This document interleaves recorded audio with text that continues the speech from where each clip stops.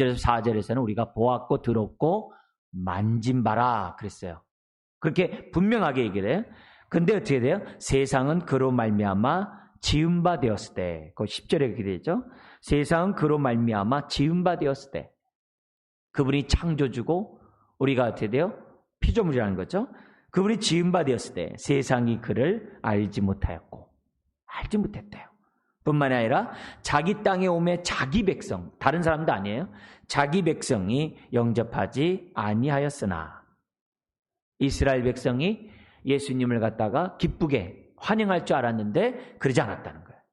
그래서 뭐라고 그러냐면은 영접하는 자, 그 이름을 믿는 자들에게는 하나님의 자녀가 되는 권세를 주셨으니, 그러면서 무슨 얘기하냐면 세례 요한과 같은 그런 증언의 메시지를 듣고 그분이 바로 참비심을 알고 정말 믿으면, 다시 말하면 영접하면 그에게 하나님의 자녀가 되는 권세를 주셨다 그랬어요. 근데 이 권세를 주시는 그것이 13절에 보니까 이는 혈통으로나 육정으로나 사람의 뜻으로 나지 아니하고, 모태신앙이라고 해서 저절로 믿어지는 게 아니라는 거죠. 아무리 모태신앙이라 할지라도 자신이 어떻게 돼요? 마음을 열고 주님을 영접하지 않으면 아무 의미가 없어요. 근데 참 재밌는 것은 이렇게 돼 있어요. 그런데 우리가 영접하지만 이 영접은 뭐라고 돼 있어요? 오직 하나님께로부터 난 자들이라. 이게 뭐냐면 한편에서 뭐예요? 내 의지를 다해서 마음을 열어서 주님을 믿어야 되지만, 영접해야 되지만, 근데 그 배후에 보니까 뭐가 있다는 거예요? 하나님의 택하심이 있다는 거예요. 위로부터 하나님이 선택하셔서 선택한 자들로 하여금 구원을 얻게 하셨다. 하나님의 주권을 강조해요. 12절에서는 인간의 책임을 얘기하고 13절에서 하나님의 주권을 얘기해요. 그래서 우리가 기독교에서 예정론 그러잖아요. 우리 장로의 예정론, 그런데 그 예정론의 그 핵심이 12절 13절이에요. 인간의 책임이 있어야 돼요. 마음을 열고 영접하는 거. 그러나 그 모든 것에 주관하시는 분은 하나님이시다. 그래서 하나님의 주권을 철저히 믿는 게 예정론이에요. 그러니까 우리가 예수 믿는 사람 다 정해져 있으니까 가만히 있으면 어련히 알아서 믿지 않겠느냐, 이렇게 하면 안 되는 거예요. 우리가 누가 정해져 있는지 모르거든요. 그래서 우리는 그가 영접하든 영접하지 않든 전하는 거예요. 우리의 책임을 다하면 돼요. 그리고 상대방은 어떻게 돼요? 마음을 열어서 예수님을 믿든지 거절하든지. 근데 알고 봤더니 내가 믿는 나의 모습을 보니까 에베소 1장 4절인 것처럼 만세전부터, 창세전부터 하나님이 우리를 선택했다, 그런 거예요. 그래서 보니까 은혜라는 거죠. 그래서 예정은 현재에서 미래를 바라보는 게 아니라 현재에서 뭘 보는 거예요? 과거를 보는 게 예정이에요. 그래서 예정보다 강력한 구원의 확신을 주는 게 없어요. 내가 입술을 열어 주님을 나의 주라고 시인했다는 이 자체가 하나님의 은혜를 입었기에 가능하다고 믿는 것이 예정론이에요. 그래서 그런 의미에서 인간의 책임과 하나님의 이런 주권이 이렇게 플러스가 된 것이 우리가 믿는 신앙의 도리입니다. 그걸 우리들에게 이제 보여주는데요. 어쨌든 우리가 하나님이 영접하는 자가 누구인지는 하나님이 선택하셨어요. 근데 우리는 몰라요. 오늘 우리들의 책임만 나오면 돼요. 우리는 전하든지 오늘 나와 있는 것처럼 마음을 열고 영접하든지. 근데 여기 영접하는 자, 곧 그 이름을 믿는 자들에게는 이 시제라는 게 있어요. 과거, 현재, 미래가 있잖아요. 근데 과거, 현재, 미래가 있는데요. 똑같은 단어를 쓰면서 영접하는 자, 곧 그 이름을 믿는 자, 이렇게 믿는 자들에게, 이 단어가 시제가 달라요. 영접은 과거 시제를 써놨어요. 근데 그 이름을 믿는 자는 현재로 돼 있어요. 현재 진행으로 돼 있어요. 똑같은 말인데 이 똑같은 말인데 단어에 따라서 다른 거예요. 그러니까 이 말은 과거에 내가 영접했다면은 지금도 내가 믿음으로 내가 신앙생활을 하고 있어야 한다는 것을 알려주는 거예요. 그래서 믿음은 항상 현재예요. 과거를 논하면 안 돼요. 믿음은 지금 나에게 지금 역사를 해야지 그것이 믿음이라는 것을 우리에게 보여주는 거예요. 그러니까 굉장히 이 단어들이 굉장히 의미가 있습니다. 그런데 어쨌든 여기서 지금 여러분들에게 지금 이 시간에 전하고 싶은 것은 이겁니다. 성탄절날 주님이 오셨지만, 그리고 이 땅에 오셔서 하나님의 도를 전하셨지만 사람들이 어떻게 돼요? 예수님을 알아보지 못했다는 거예요. 알아보지 못했다. 그래서 예수님을 심지어 어떻게 돼요? 자기 백성인데 예수님을 갖다가 영접하지 않았다 그래요. 영접하지 않았다 그래요. 그래서 이런 메시지를 보면서 오늘 현재 지금 이 땅에서도 수없이 많은 사람들이 예수님을 영접하지 않고 빈방 없다고 이제 거절하잖아요. 오늘날 많이 거절하거든요. 왜 거절하냐 이거죠. 근데 그 거절하는 이유가 그 당시 유대인이나 그 당시 이방인들이 가졌던 가치와 마음의 그 상태가 비슷해요. 비슷합니다. 그래서 오늘날 예수님 영접하지 않는 사람이나 그 당시 예수님 영접하지 않는 사람이나 비슷해요.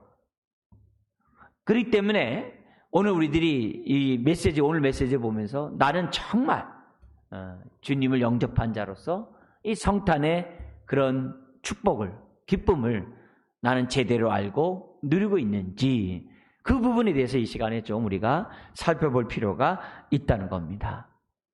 여러분, 우리가 이 영접을 하려면 예수님이 누구신지를 분명히 아셔야 돼요. 그렇지 않으면은 우리가 알고 있는 예수님과 내가 믿고 있는 예수님과 성경에서 말하는 예수님이 다를 수도 있어요. 그러면 낭패죠.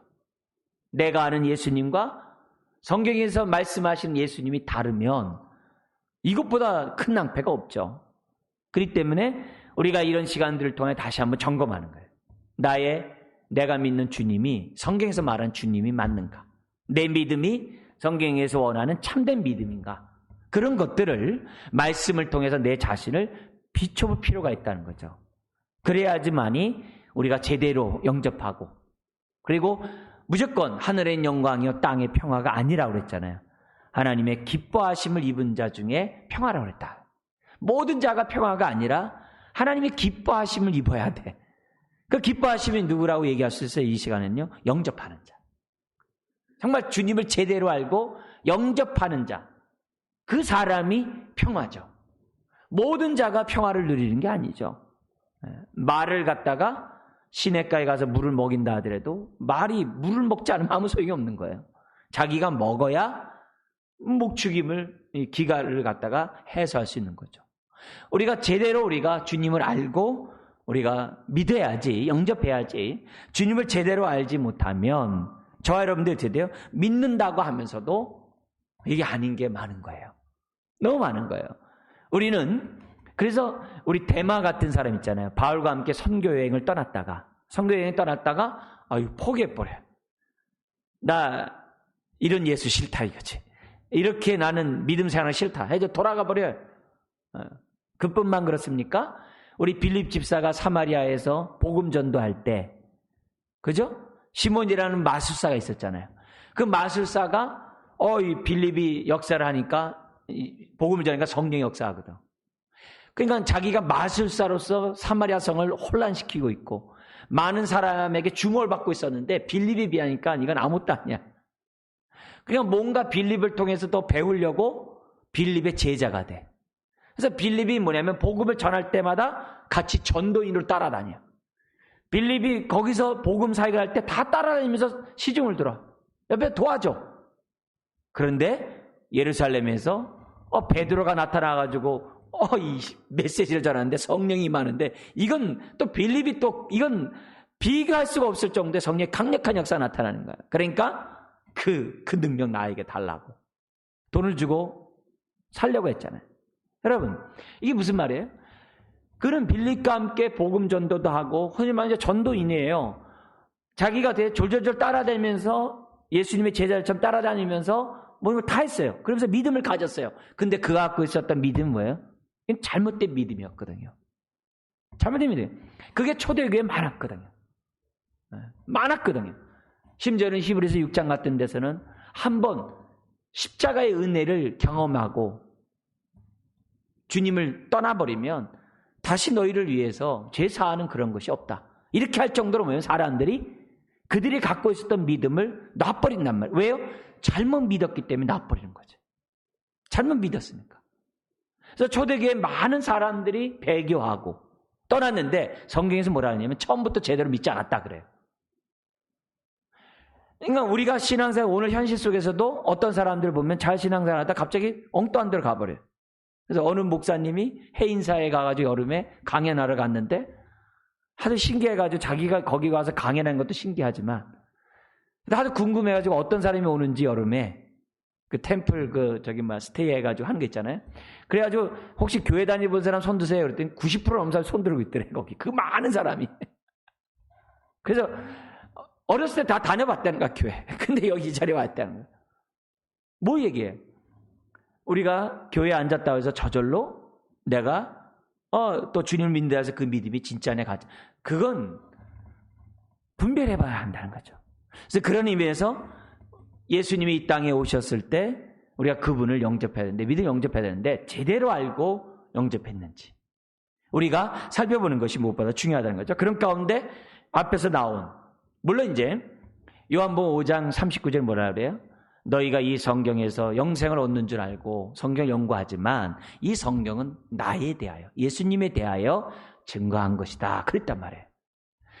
그러니까 우리들이 성경에 나타난 주님과 얼마나 내가 알고 있는 주님과 일치하는지를 항상 점검해 봐야 하는 거죠. 그런 가운데 오늘 1장에 나타난 예수님이 어떤 분이라고 되어 있어요? 거기 의미심장한 것이 1절에서부터 나오죠. 태초에 말씀이 계시니라 이 말씀이 하나님과 함께 계셨으니 이 말씀은 곧 하나님이시라. 예수님이 누구라는 거예요? 하나님이시라는 거죠. 하나님이시다. 여기에 여호와 증인들은 이 하나님이란 단어 앞에 더가 없어요. 더가 없으니까 스몰 갓 대문자 god가 아니라 스몰 god로 이걸 해석을 해요. 여호와 증인들은요. 그래서 예수님이 하나님이라는 사실을 부인해요. 그러나 이 헬라의 이 기본적인 이 단어의 원칙이 뭐냐면 주어하고 수어가 동격이면 더를 생략을 해요. 그 당시에 모든 문서들이 다 그랬다는 거예요. 그래서 그 원칙에 의해서 여기는 뭐냐면 더가 생략해요. 왜? 너무 당연하기 때문에. 그 당시 문헌들이 다 그렇게 돼 있어요. 근데 여호와 증인들은 그런 것들을 갖다가 얄팍한 지식으로 이렇게 거부하고 그래요. 그러나 여기서 우리에게 주어진 메시지는 뭐냐면 요한복음이 1장에서부터 쭉 계속해서 얘기하는 게 뭐냐? 예수님이 하나님이라는 거죠. 하나님이라는 거예요. 나와 하나님은 하나니라.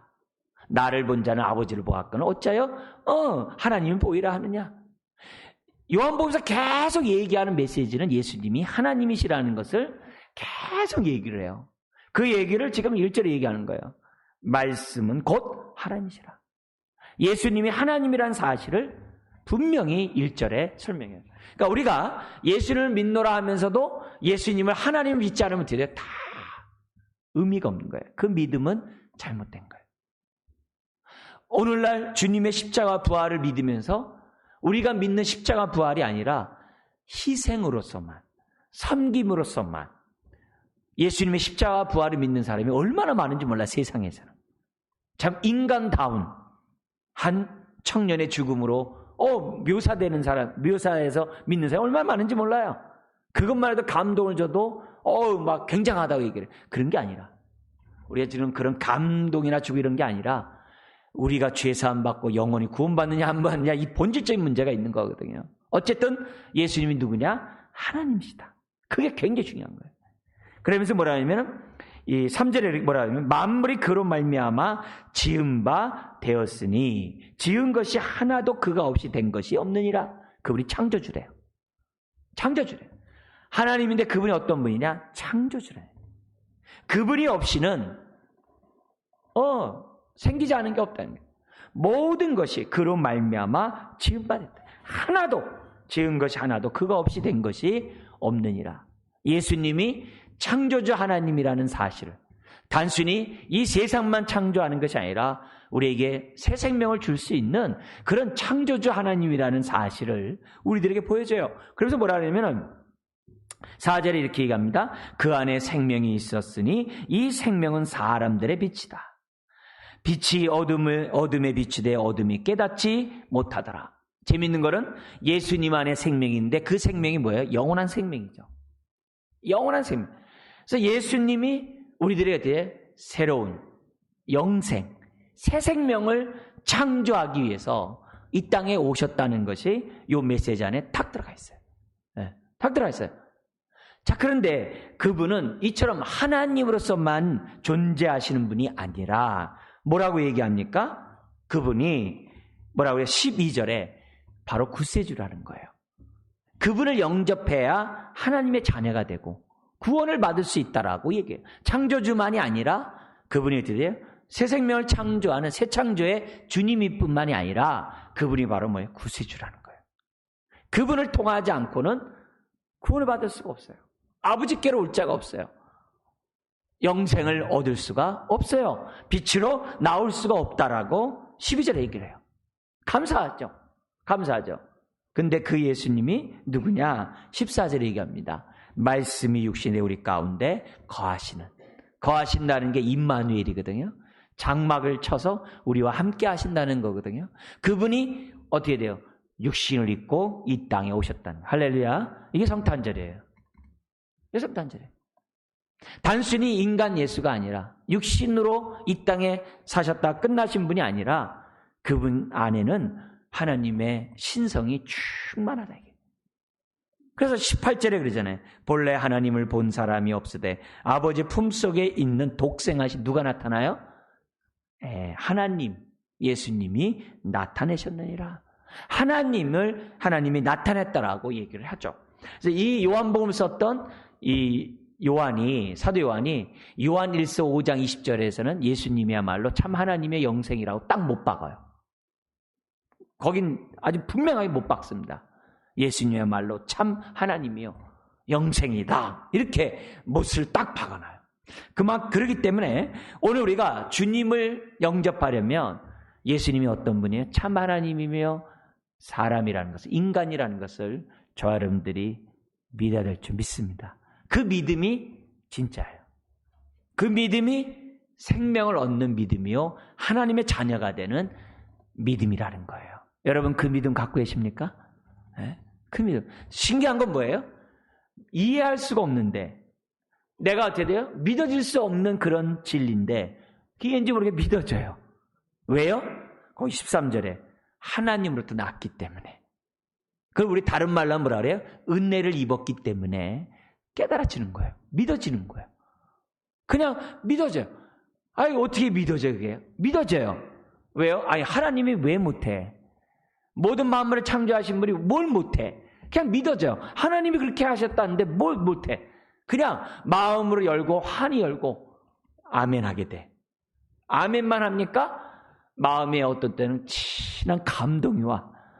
나도 모르게 흐르는 눈물을 억제할 수 없는 그런 경험이 있어요. 남들 보면 세상 사람들 보면 이해 못하지. 그러나 하나님께로부터 난 자는 그 말이 무슨 말인지 알아요. 제가 지금 여러분들 드린 말씀이 뭔지 알아요. 주님을 만났을 때 우리의 삶이 새롭게 변하고 새로운 삶을 살게 되는 그 말이 무엇인지를 안다고. 한 사람만 아는 게 아니라 우리 모두가 안단 말이에요. 이런 것들이 다 뭐예요?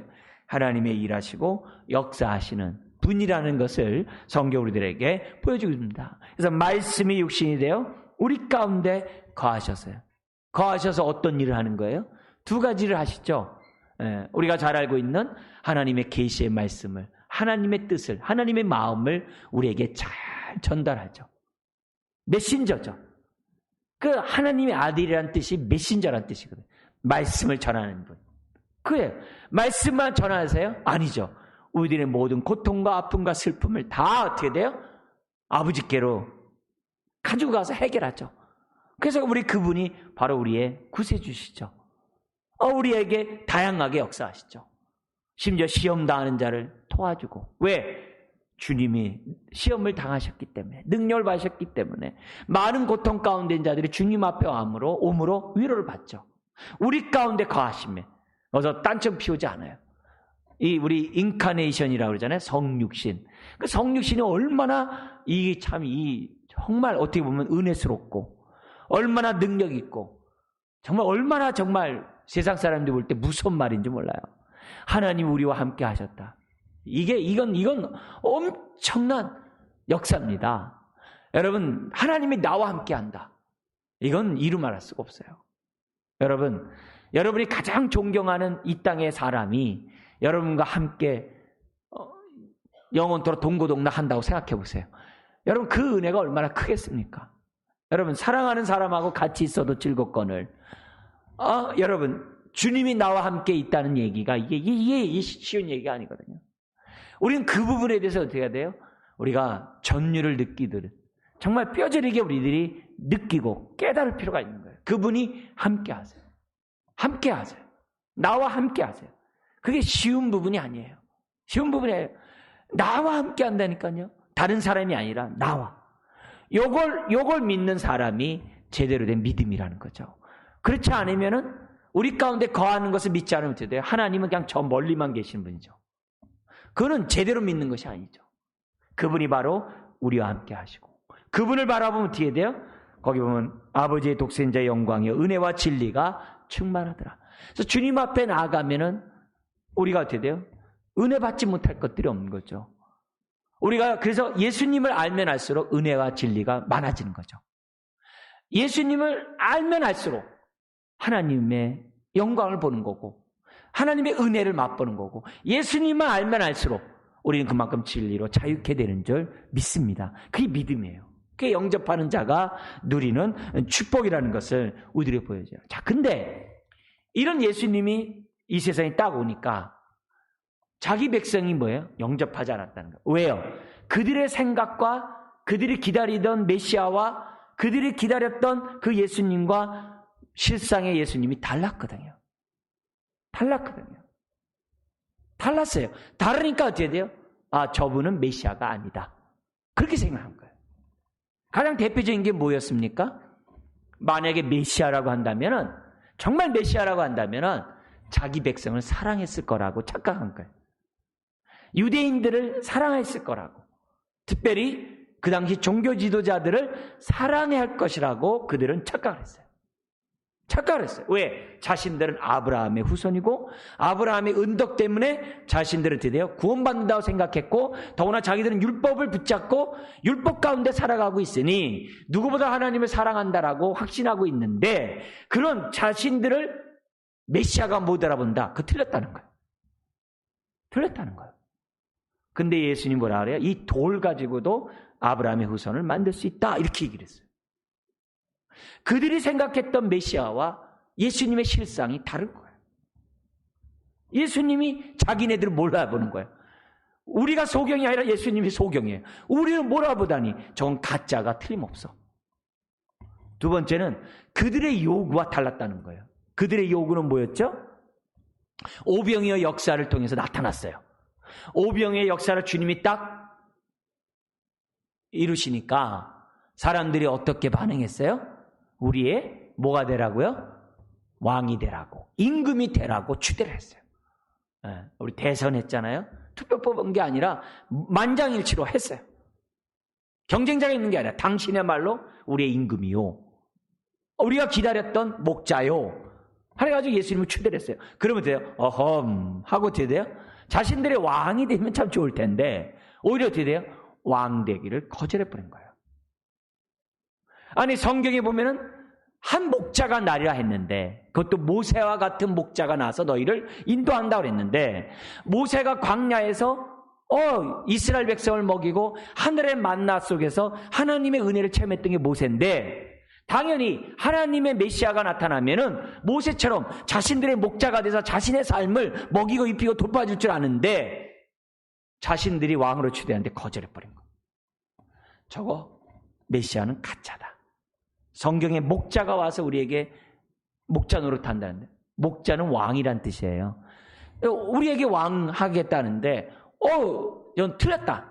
저 틀렸다. 아니라는 거예요. 그리고 또 생각이 나는 거예요. 무슨 생각이 뭐냐면 이스라엘의 회복이 언제입니까?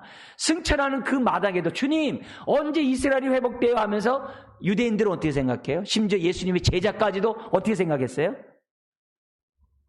이 지상에서 하나님 나라가 이루어지기를 그들은 바랬던 거예요. 구약의 예언이 눈에 보이는 이 세상에서 이루어지기를 원했던 거예요. 그래서 어떤 세상, 이 이스라엘이 전 세계를 통치하고 다스리는 로마가 통치하듯이 전 세계를 다스리는 그런 나라가 될 줄 그들은 꿈꿨어요. 그러려면 메시아가 오면 어떻게 해야 돼요?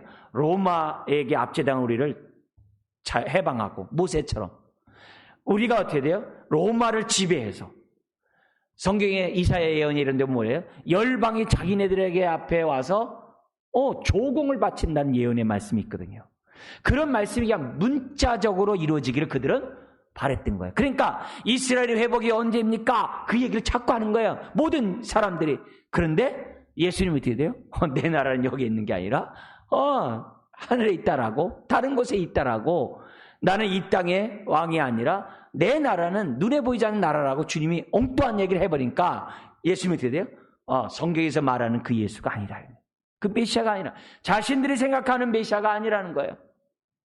더구나 결정적인 게 뭐예요? 예수님이 고난 가운데 죽겠다는 거죠. 십자가를 지심으로 세상을 구원하고자 했던 그 길은 전혀 넌센스예요. 자기네들 볼 때 이거 황당무계한 얘기예요. 왜냐? 그들은 나단 선지자가 주었던 예언의 말씀 붙잡았거든요. 왕의 다윗 왕의 후손이 메시아로 이 땅에 와서 너에게 목자가 되어주겠다고 하는 그 예언의 말씀 붙잡고 있었는데, 예수님이 이사야 53장에 나와 있는 고난받는 종으로서 이 땅에 태어나고 십자가에 죽으니 이게 전혀 안 되는 거예요. 무슨 말이에요? 그들이 메시아를 기다렸어도 자신들의 입맛에 맞는 메시아를 기다렸다는 거예요. 자신들의 필요를 공급해주고 자신들에게 되게 유익한, 그것도 이 땅에 살아가면서 축복 가운데, 번영 가운데, 성공 가운데 잘 살게 해주는 메시아를 바랬는데, 저 이상한 청년은 근본도 없고 뼈대도 없고 뭔가 어떻게 돼요? 배운 것도 없고, 여러모로 자신들이 생각했던 그 메시아하고는 너무 다른 거예요. 그러니까 너무 다르니까 어떻게 돼요? 예수님이 이 땅에 와서도 영접하지 않았다 그랬어요. 여러분, 지금 이 유대인들의 이 사고가 하나님을 믿노라 하고 구약 성경을 다 암송했던 그들이 어떻게 그런 신앙을 갖냐 이게요. 그들의 핵심은 다 뭐예요? 자기 중심이에요. 그들의 핵심은 뭐예요? 다 현실 필요 중심이에요. 현재 지금 나에게 유익만을 추구하는 거예요. 하늘나라에 대한 관심보다도 이 세상에 있어서의 행복이에요. 그런 생각을 갖고 있으니까 예수님이 와도 안 보이는 거예요. 우리가 바라는 메시아가 아니라는 거예요. 중요한 거는 오늘 우리가 예수님을 믿노라고 하면서 첫째는 아까 뭐예요? 예수님에 대한 바른 지식이 있느냐가 중요해요. 참 하나님이며 참 인간인 것을 믿는가? 그분이 창조주뿐만 아니라 구세주이신 것을 믿는가? 요한복음 3장에 가면 예수님 뭐로 나와요? 심판주로 나와요. 그분이 정말 창조주의 구세주뿐만 아니라 심판주인 것을 나는 믿는가? 그 믿음이 나로 하여금 어떻게 돼요? 구원을 얻게 해요. 그런데 그 말은 믿어요. 사람들이 아주 교묘해요. 그건 믿어요. 아멘해요. 그런데 그 말은 믿는데 내 마음 한쪽에서 유대인들이 갖고 있었던 의식을 가지면서 예수님을 믿노라고 착각하는 게 문제라는 거예요. 그게 문제예요. 그러니까 예수님을 믿는데 길가와 같은 사람은 아니에요. 길가와 같은 마음밭은 아니에요. 어떤 사람이에요? 돌짝밭과 같은 사람의 신앙인들이 많다는 거예요. 돌짝밭 같은 신앙. 돌짝밭이 뭡니까? 말씀을 기쁨으로 받되 삶에 뭐가 오면? 시험과 환난, 핍박이 오면 곧 넘어지는 자니. 왜요? 뿌리가 있지 못하기 때문에. 그럼 왜 뿌리가 그 깊숙한 곳까지 못 갔습니까? 자신이 알고 있는 메시아와 신앙이 어떻게 돼요? 현실과 괴리가 있다 이게. 요만큼밖에만 들어오는 거예요. 나한테 유익하는 부분만 믿는 거예요. 예수 믿으면 죄산 받고 천국 갑니다. 할렐루야, 나 믿겠소. 끝. 자기 좋은 것은 아멘 했어요. 그런데 이 안에 돌이 딱 그 마음을 맺고 있는 거예요. 돌 위에 약간의 흙 위만 뿌려져 있을 뿐이에요. 주님을 믿지만은 뿌리가 내릴 수가 없어요. 왜요? 그 안에는 뭐 갖고 있어요? 아까 유대인들이 갖고 있었던, 이스라엘 사람들이 갖고 있었던 생각을 갖고 있는 거예요. 예수 믿으면 만사형통. 예수 믿으면 어려운 일 없어야 돼. 예수 믿으면 고난이 있으면 안 돼. 핍박 있으면 안 돼. 내가 어려운 대로 내버려 두면 안 돼. 그 믿음이 아니야. 내가 바라는 믿음이 아니야. 내가 바라던 예수님 아니야. 내가 바라던 메시아는 아니야. 그런 신앙을 갖고 있다가 어려운 일이 확 만나면 그냥 넘어져 버려요. 그냥 신앙을 버려요. 그러니까 내가 주님이 나한테 필요 없어. 그게 아니라 내가 제대로 믿느냐, 믿지 않았느냐가 그게 중요한 거죠. 내 믿음이 진짜냐, 진짜가 아니냐가 중요하죠. 믿음의 닻을 예수님에게 깊게 내렸는지 그게 중요한 거예요. 예수 그리스도의 터 위에 깊게 뿌리를 내리고 세움을 입었냐. 골로새 2장 6절 7절 말씀대로 내 신앙을 가졌냐가 중요하지. 그게 아니에요. 근데 돌잡아서 누구나 다 이해를 해. 웬만한 교회 다니는 사람은 그건 잘못된 신앙이니까 돌아갔지. 넘어졌지. 그렇게 다 이해는 해. 문제는 뭐냐면 가시덤불과 같은 마음밭 갖고 있는 것이 문제예요. 가시덤불. 그럼 가시덤불과 같은 마음밭은 뭐예요? 씨가 뿌려졌지만 결실하지 못한다 그랬어요. 어떤 믿음의 효과나 믿음의 능력들을 전혀 체험하지 못해. 왜 그래요? 가시덤불이 있거든. 근데 그 마음의 가시덤불이 뭐죠? 제일 다 똑같은 얘기지만 재물에 대한 이 돈에 대한 이 생각이 올바르지 않으니까 믿음이 자라지 않아요. 돈에 대해서 분명한 가치를 정립해야 되는데 이게 불확실한 거예요. 이 돈에 대한 이 부분에서 부자나 가난한 자나 돈 문제가 해결돼야 돼요. 부한테 처할 줄 알고 가난한테 처할 줄 아는 돈에 대한 문제가, 돈의 주권이 하나님께 있음을, 돈의 공급함이 하나님께 있음을 이게 분명히 기억해야 되고 내가 청지의식을 가져야 돼. 그거 안 가지면 내가 갖고 있는 믿음이 가짜일 수 있어요. 내가 왜 예수를 믿느냐? 잘 살기 위해서, 성공하기 위해서, 번영하기 위해서, 축복받기 위해서. 내가 예수 믿는다고 한다면 유대인의 갖고 있는 마음밖에 다를 바가 없는 거예요. 그건 안 되는 거예요. 안 되게 돼 있어요. 뿐만 아니라 뭐가 있습니까? 세상 쾌락들. 육신의 정욕과 안목의 정욕과 이생의 자랑 가운데 사단이 우리를 하나님의 영광을 보지 못하게 하고 세상 영광을 보게 하잖아요. 그래서 사단이 우리에게 자꾸 세상에 바라보도록 하나님 보지 못하게 하도록 자꾸 하고 있거든. 그러니까 내가 주님을 믿노라고 하면서 세상 것이 너무 좋아. 너무 좋아. 그래서 우리 어느 성도는 내가 왜 이렇게 젊었을 때 예수 믿어가지고 즐기지 못하고 이렇게 있는가 이렇게 얘기를 해요. 내가 늦게 믿었으면 다 즐기다가 나중에 주님 오면 참 좋을 텐데. 여러분 즐긴 만큼 은혜 받기가 참 어렵습니다. 신앙의 믿음 생활하기가 참 어려운 거예요. 그 지운다는 게 쉬운 게 아니에요. 쉬운 게 아니에요. 어쨌든 세상에 대한 쾌락 때문에 믿음이 안 들어가는 거예요. 이게 안 돼요.